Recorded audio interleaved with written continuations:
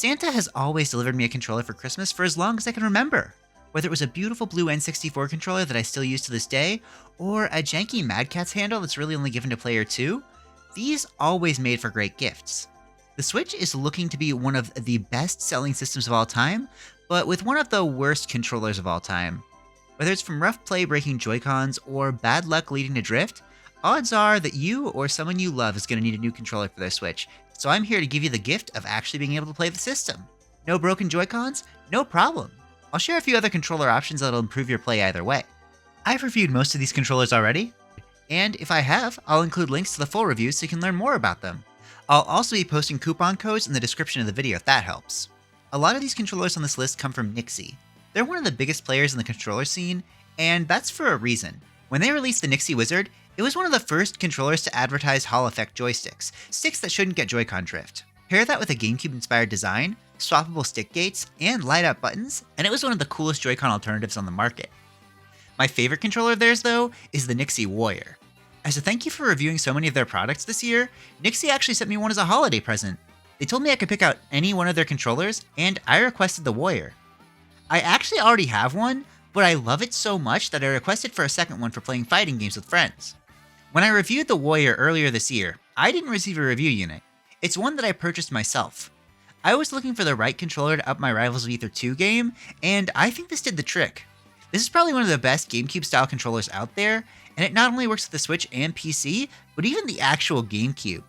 What makes it great are the little details though, like the analog triggers, clicky microswitch buttons, and removable stick tops and gates that let you customize the controller for your playstyle. While Nixie has the GameCube-style market on lock, Doyoki took a shot at their own controller.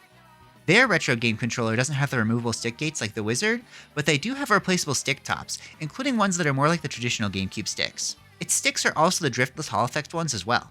The Doyoki Retro doesn't have the same cool light-up buttons as the Wizard, but the buttons do feel more like the original, so I like that about it. As far as GameCube-style controllers go, I think that the Warrior is the best controller that you can possibly get. It's perfect for Smash Bros. And Rivals of Aether, so it's my go-to.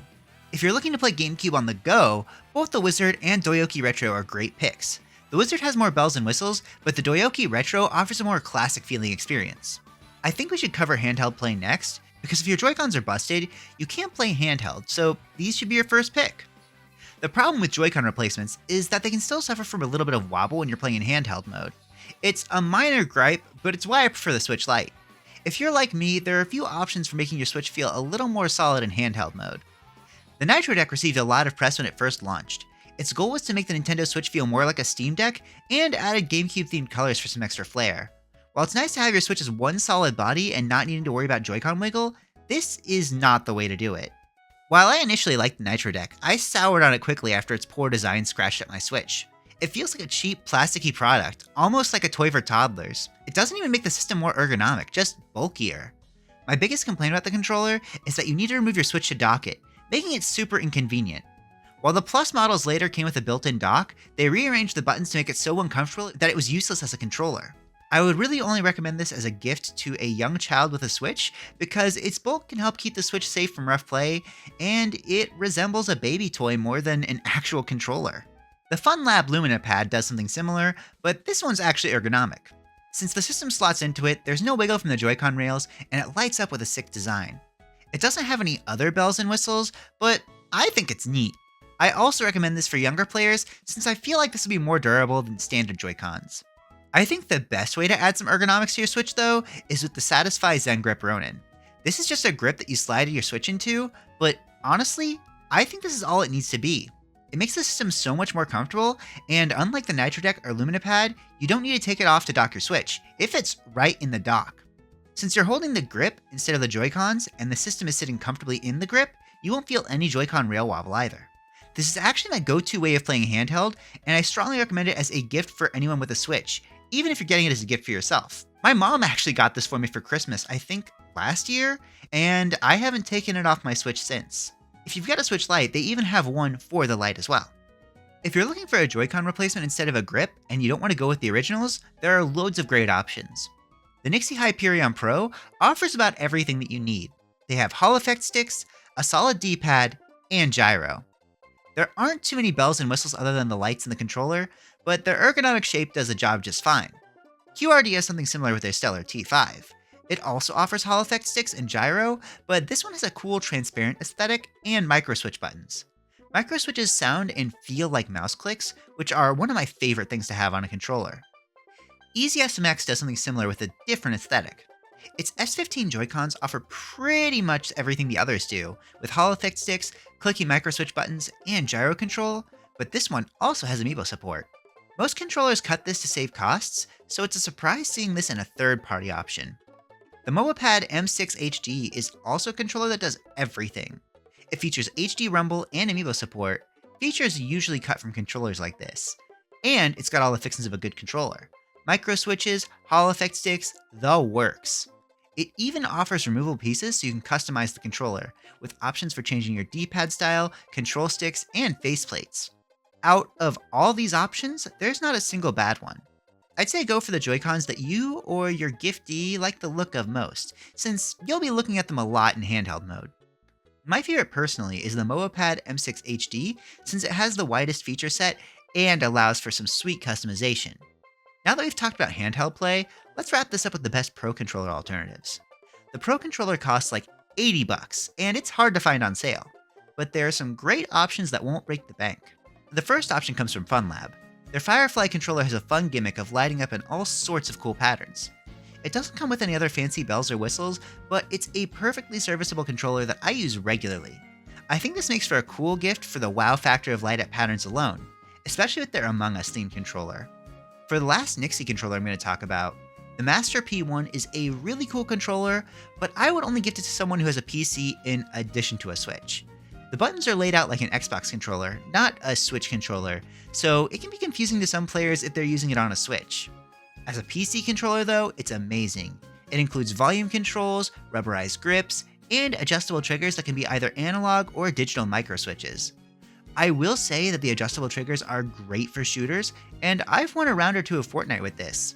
If you know anyone looking for a PC controller and a Switch controller, this might be a good pick. Mowapad made my favorite Joy-Cons, and they made a solid Pro controller too. The Mowapad N1 HD is a great alternative to the Pro controller. It does everything a Pro controller can do, and includes Hall Effect sticks to avoid drift. It's a fraction the price of a Pro controller, but does everything it can do and more. It's a strong gift recommendation from me.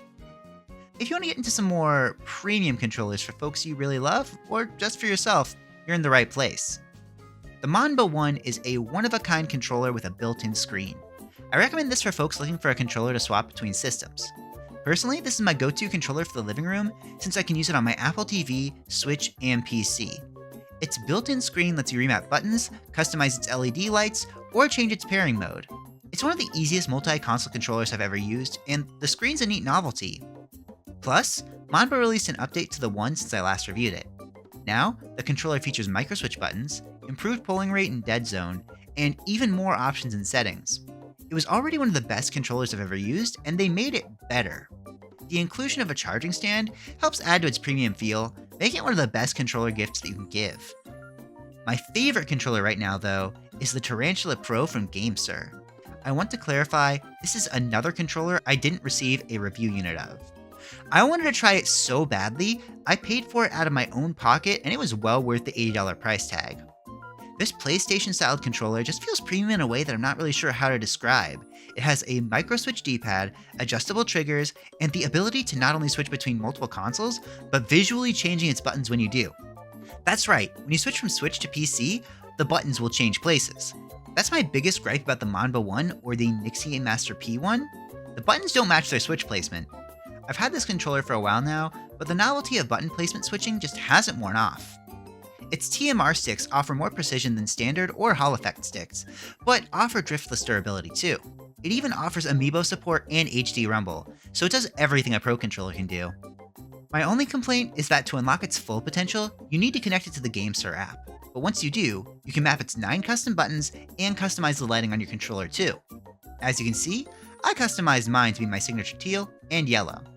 This is a great gift to yourself, and a great gift to anyone who can get the mileage out of such a premium controller.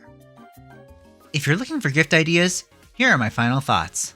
The Nixie Warrior is the perfect GameCube controller, and I recommend it for anyone who plays Smash or Rivals. Only buy a Nitro deck for someone that you hate. The Zen Grip Ronin from Satisfy is the most comfortable way to play Switch, but you need to have working stock Joy-Cons to use it. Plenty of third-party Joy-Cons are great, and I recommend all the ones that I mentioned in this video. The MoaPad N1 HD is an inexpensive controller that features everything a Pro Controller has. I strongly recommend this for anyone in need of a Pro Controller on a budget. The GameStar Tarantula and Manbo One are much more premium controllers, but the bells and whistles on them make them well worth the price. Hopefully I've helped you out with the task of shopping for controllers. Are there any that you're gifting, or any that you're getting for yourself? Check the description and I should have some coupons to help you save on them. Thanks for watching, and happy holidays!